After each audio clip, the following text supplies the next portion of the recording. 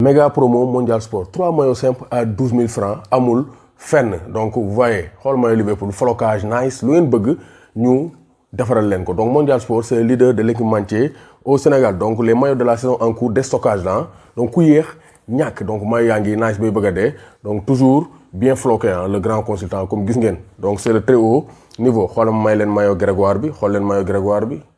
xam nga lii dara dax ko dem leen ngeen commandé seen maillot équipe ngeen support seen équipe en toute sportivité. Mondial Sport 77 059 99 84. Bonjour à tous et à tous, bonjour à tous les suiveurs et à tous les inconditionnels de Grégoire Omnisport. Bonne nouvelle pour les fans de Liverpool ñi bëggul Sadio Mané dem Real Madrid. Une très bonne nouvelle après le titre Florentino Pérez dafa génn wax en marge des célébrations du titre de Liga. Le président du Real Madrid a fait quelques déclarations mu ne aucun gros transfert ne sera effectué cet été par la Maison Blanche donc neen duñ jënd benn jour bu mag à la fin de la saison loolu la Florentino Pérez wax mu ne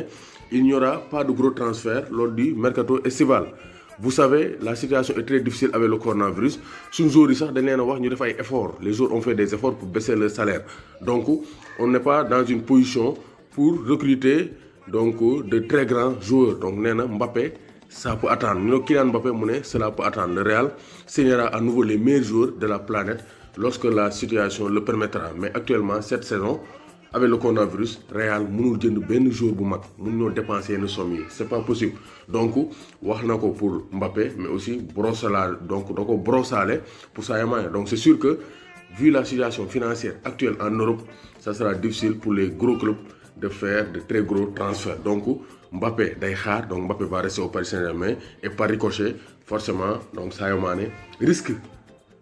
de rester à Liverpool donc Mbappé et Sadio Mané n'iront pas au Real Madrid en cette mercato estival 2020 d'après Florentino Pérez. club day dof lu mais xam na ne Sadio Mané amul morom ndaanaan la mooy Gloria benn la fi donc le manager de Liverpool Jürgen Klopp a fait l'éloge du Sénégalais donc à chaque fois da koy tàgg mais s'il s'agit de faire la différence donc entre ces trois attaquants day lâché Sadio Mané donc Klopp loolu nga war a changer nag parce que Sadio Mané mérité wul loolu donc il est venu à Liverpool pour la somme de 45 millions d'euros donc 45 millions de dollars en 2016 donc ñu bëri ñu ngi doon wax ne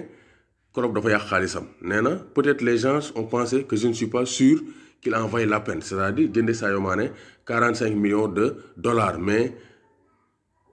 4 ans plus tard Sadio Mané wan na àdduna yëpp ne Klopp avait raison de faire confiance à l'enfant de Bambali nee na cohérence mooy clé travail et réussite bu Sadio Mané parce que Sadio Mané à chaque fois il progresse parce que il a de la cohérence dans son travail et loolu mooy provoquer sa réussite nee na le niveau qu'il a atteint est incroyable nee na niveau mu àgg nii c'est exceptionnel c'est un joueur complet nee na joueur bu complet la mën na def lu ne te loolu ñëpp xam nañ ko Sadio Mané mën na jouer latéral góolu sax mën na koo def donc c'est un joueur complet sur le plan offensif et défensif moo tax à chaque fois ma ne il est au four offensif et au moulin défensif donc il travaille dur et il est vraiment rapide Sadio Mané moom gaaw la def loolu moom ka war ko Ismaïla Sarr nee na ramasse du ko jàpp waaye Sadio Mané yaakaar naa aussi ramasse du ko jàpp donc je pourrais écrire le même livre sur tous les autres joueurs mais Sadio Mané a fait de vrais progrès donc Sadio Mané dafa progressé loolu ñëpp gis nañ ko surtout dans la finition il a progressé moo tax 2018-2019 il a été soulier d'or nekk meilleur buteur et cette saison il a marqué 17 buts donc c'est pour dire que Sadio Mané c'est un joueur qui progresse parce que liggéeykat la donc ñëpp ñuy roy Sadio Mané nañ xam ne c'est un bosseur c'est un travailleur liggéey rek moo ko ñor donc Klopp nee na Sadio Mané c'est un joueur complet te actuellement niveau bu mu àgg c'est un niveau exceptionnel incroyable Sadio Mané